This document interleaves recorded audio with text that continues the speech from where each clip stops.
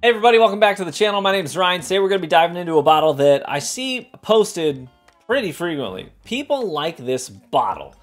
And I didn't say people like this whiskey, I said people like this bottle. I think that's an important distinction that might come back around in this video today. But this here is Caribou Crossing. It is labeled as a single barrel Canadian whiskey.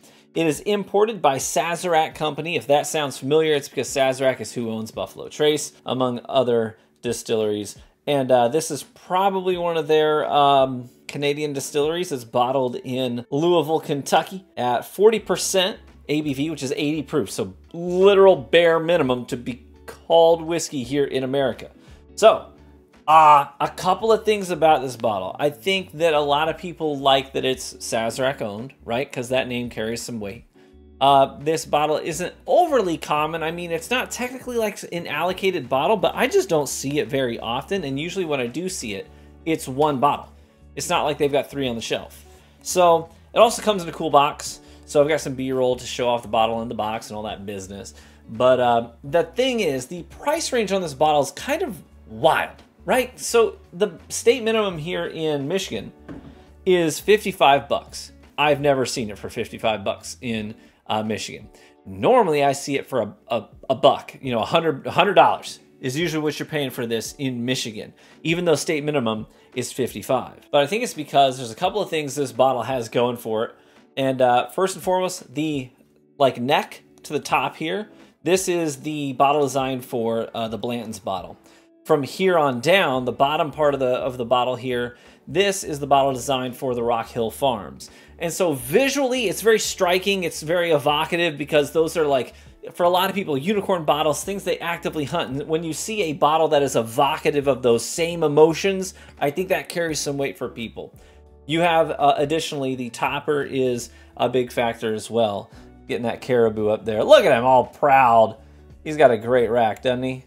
Beautiful. So I gotta say, when it comes to bottling alone, Sazerac did a really good job with this bottle because it is desirable, just visually speaking alone. It's what's inside the bottle that people tend to have somewhat mixed feelings about. I say somewhat mixed because I feel like I see more negative than positive. But we're going to dive into this today, and I will let you know if this is worth your time and your money if you ever see it on a shelf somewhere. And that's kind of what happened with me. I was like, you know what? Finally, I went to my local liquor store and I saw this bottle. And I was like, you know what? I've never pulled the trigger. I'll pull the trigger this time. Whatever. I'll just deal with it. If I hate it, I hate it. But sometimes it's like, you know, I'll pay a premium to try something I've never tried before. And that's okay too. Got your pull tabs on the back because we got a nice wax seal around the top here, and we'll break that seal now. Although I like the look of the wax on top. I like that blue ring at the very tip top. I think it's a good look. So now I don't have it anymore. You do have this nice, really wide, you know, neck up here too. But there we have it, Caribou Crossing. We've got her poured. And let's see if this is something that you may want to buy. It's very light, just visually alone, looking at it in the glass, rolling it around. It also seems somewhat thin. Now, I did see a rumor online that I haven't validated, so don't take this as truth. I haven't done enough research to see if this is, you know, the truth or not. But I had seen a rumor that, here's the thing about Canadian whiskey, is the rules for Canadian whiskey are different in so much as there are not nearly as many rules. So you can do a lot with Canadian whiskey that you cannot do with American whiskey and call it whiskey in America. So since it's labeled as a Canadian whiskey, sometimes we don't know what corners have been cut. This could be 3-year-old juice in here. It could have had additives in it. There could be apple juice in here. And you wouldn't know. I mean, it wouldn't have to disclose it on the labeling and say distilled grain beverage with apple juice inside. Like, they don't have to. We would have to distill stuff like that here in America. In Canada, they don't. They don't at all. They can add whatever they want to this to change the flavoring, coloring, all that stuff. But the rumor that I heard was that this is labeled as a single barrel product, but that what they do is they take barrels from lots of different batches and then they dump them into one barrel and let it age additionally in a used barrel. So they can call it a single barrel, even though it came from 12 different barrels. and then they mixed them into one, but the final aging was in a single barrel, and then all of what is in this bottle came out of that one last barrel. Does that make sense? So that's the rumor that I saw, was that they're dumping barrels into one, and then bottling from that one so that they can call it single barrel. Now, like I said, I didn't validate that or research that to see if that was the truth or not. So take it with a grain of salt. But it is true that Canadian whiskey doesn't have to follow the same kind of rules that we do. It's not as strict, so they can get away with a lot more. That isn't always a bad thing. Canadian whiskey can then have the opportunity to do some really creative things and not have to worry about weird labeling. And I have had some great Canadian whiskeys. We'll see if this is one of them. The nose is extremely soft. The first thing that comes to mind on the nose is actually Swedish fish. You know, the candy, the Swedish fish candies? It reminds me of those on the nose. Very sweet. Definitely that old-timey candy kind of a vibe on the nose for sure. There's a really mellow rye note on the nose as well. It kind of comes out to being sort of like a cantaloupe sort of a note. But it's really hard to pull stuff out of this nose because it is extremely soft. The maybe third note that I would pull out of this would be a dry erase marker. Just a slight note of that, you know, dry erase marker note. Let's try it. Cheers.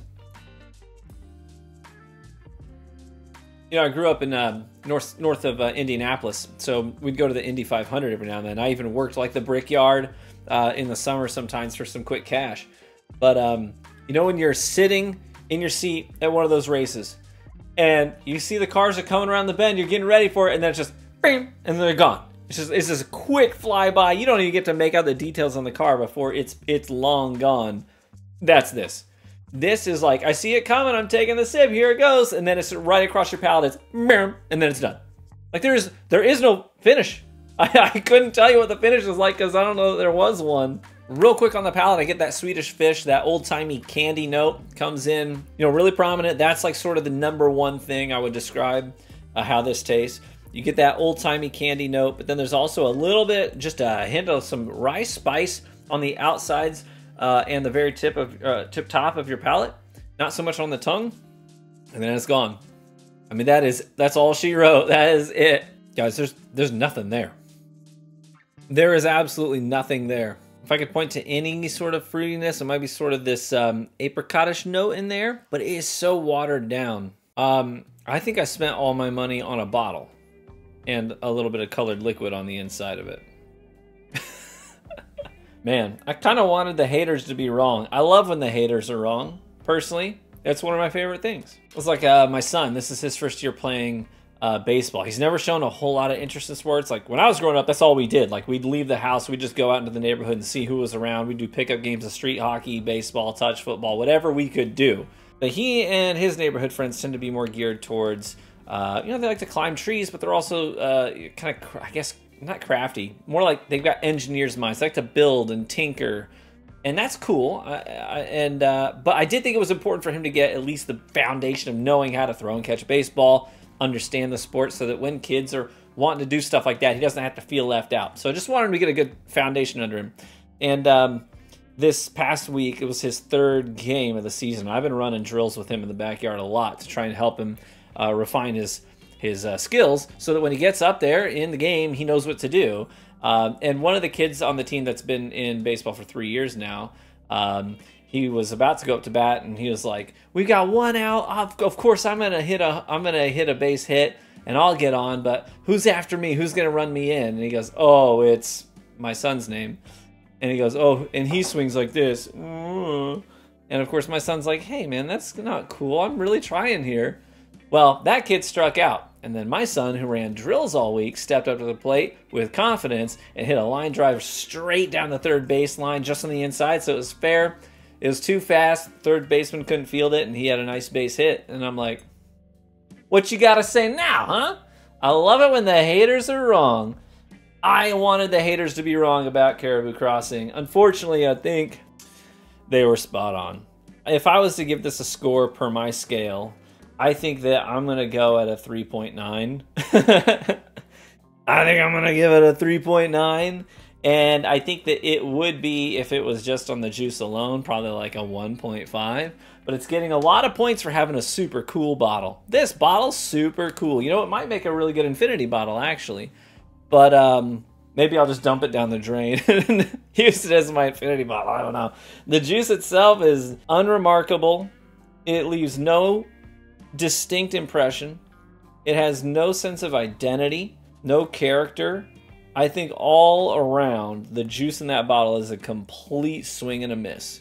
And I have absolutely zero interest in ever purchasing or drinking this whiskey ever again. And I hate not liking stuff. If it was up to me, I would like everything. It would be my preference to like everything that I try. Unfortunately, I just don't. And I gotta be honest with you guys, I don't think you should buy it either unless you really, really want to. But I can't recommend it. Either way, thanks so much for tuning into the video. I really appreciate you. Hey, if it's not your first time by the channel, hit the subscribe button. Pull up a chair, stay a while, kick your shoes off. We'd love to get to know you. Come on over to our Discord. The link's in the description. It's totally free. Hop on in there and say hello, introduce yourself. We'd like to meet you. Cheers, my friends. May you live richly and get better with age. And I hope to catch you in the next one. Bye-bye.